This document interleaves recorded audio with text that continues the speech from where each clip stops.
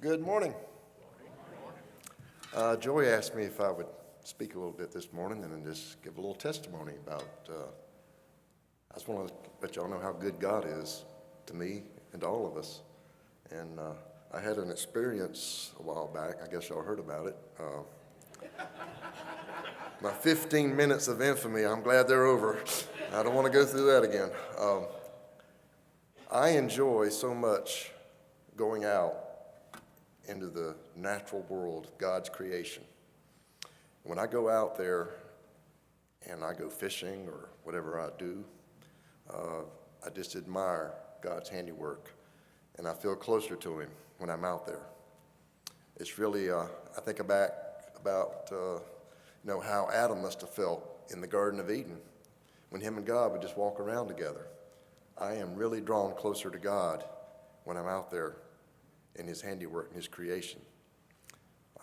I've had so many good experiences, so many beautiful sunsets that I've seen, so many wonderful things, just to know how great God is, how great He is, His creation. So I've always been that way, just enjoying His creation.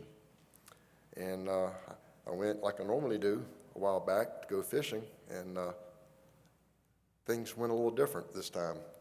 All the hundreds and hundreds of times I've been out there, and I've had some close calls before something happened, or a little fall or a stumble, and nothing serious. But I was out there and I was wading out in the river that day, and I saw a fish. I was trying to get too close to the other side, and my foot kind of got wedged between two rocks or something, and I started to fall, and my knee twisted, and I went down, and I think I hit my head, and I don't know. The amazing thing is my arm went immediately up with my fishing rod. I was not going to break my fishing rod. I always keep it up so it doesn't hit the rocks. So I went floating down the river, and I was trying to get back to shore, and where I was on the Chattooga River, the South Carolina side's on this side, the Georgia side's on that side. Well, the hiking trail is on this side. That's where my car was, a couple of miles away. That's where I wanted to go, but the current was pushing me the other way, and I ended up on the wrong side of the river. And once I got there, I said, all right, I'm soaking wet, of course, and I was kind of chilly, and my knee hurt, my head hurt, and I said, well, let's just sit here a minute, try to get calmed down. And I knew I needed to get back across the river, but I said it might not be the best idea to try to do that right now. And I tried to rest a few minutes, and I tried to get a fire going. I always have some gear, survival gear in my pack with me. I had a fishing vest in my pack, and I always have the essentials. I had a headlamp, flashlight, I had a knife, I had waterproof matches, I had a flint, I had water bottles, a water purifier, emergency blanket, those kinds of things. And I was so glad I had all of those items, because especially the emergency blanket, because when it started raining, like a monsoon, I was able to huddle under that thing, and it helped keep me a little dry. It was difficult to get a fire going after all of that rain. And as I was sitting there taking stock and just thanking God for keeping me, alive and safe, I said, well, you didn't tell anybody where you were going. Nobody knows where you are. It was going to be a one-day trip, and I was supposed to be at work the next morning. I said, nobody knows where you're at. You're going to have to get out of here on your own. And I realized I might be spending the night out in the woods. I had a little bit of food with me. And that first night was okay. It wasn't raining then. But the next day I was like, all right, we need to start moving. I need to get back upriver. I was on the Georgia side, and the terrain on that side was very steep, very thick brush, there were no hiking trails over there, let me tell you. It was just thick stuff to try to go through. And my knee was hurting, and it was slow going.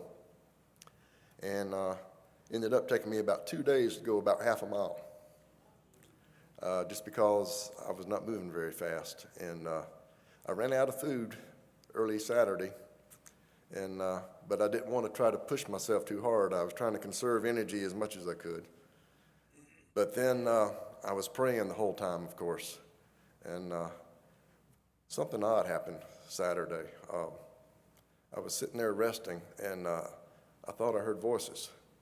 Now, I'd walked up, I was out of sight of the river because I was trying, it was so steep close to the river, I moved up away from the river to try to get on flatter ground because it was just killing my knee trying to walk on the side hill like that. So I was out of sight of the river, but I was like, well, I doubt if anyone's out looking for you yet. They don't know where to go.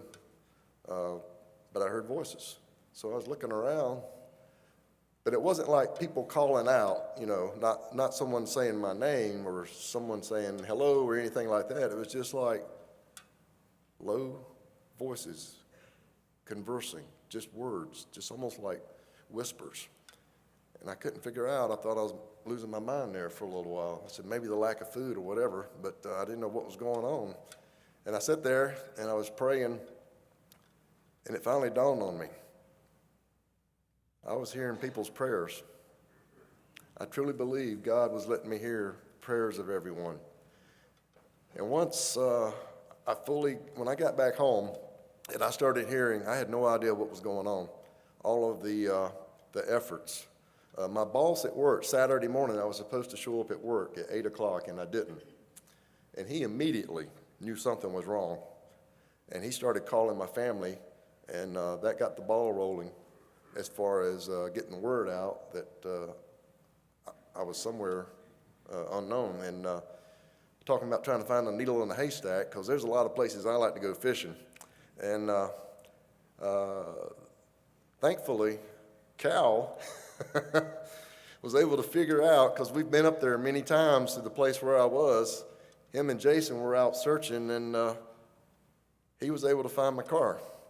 So at least that was a starting point where people could start searching for me. And I remember thinking there on Sunday when it started raining, and I was starting to feel a little weak, and I was like, please, God, help me. Just give me strength. And the amazing thing is, God does that. The power of prayer. The power of prayer. Sometimes you think just saying a prayer is not much. You want to do more. You want to have action. You want to go out and look for somebody. But let me tell you, prayer is the best thing you can do. Prayer is the best thing you can do for someone. If you really love someone, even if it's, I was blown away when I found out that there were total strangers that were volunteering to go out to look for me. All of my boss at work showed me a whole list of texts and messages that he had started a page on the neighborhood page where all these people were commenting and saying, we're praying for you. I want to come help. It was just overwhelming to know that there were so many good people out there. It really opened my eyes a little bit as to how there are a lot of good people in this world. And God is the best of all. God is always there to protect us, no matter where we go. I realized with all the gear that I had with me, there was one item when I was sitting there. When you have 12 hours of darkness every night for 3 nights, you get some time to think about things. You think about what's important, who's important. And there was one item I said I need to have with me from now on. So I've got my little Gideon Bible that I have when I was in school. This is now in my fishing vest all the time from now on, because I can sit down at any time and open this up and get some comfort and some words of wisdom from this. So maybe that's one item of survival gear we should all have with us at all times. But I just want to thank everyone. I am so glad that I'm a part of the family of God, and more importantly, a part of this family of believers in this room. I spent so much time thinking about all of you when I was out there, how I wanted to get back here so I could see your smiling faces again. And I'm just so thankful that God was with me the whole time.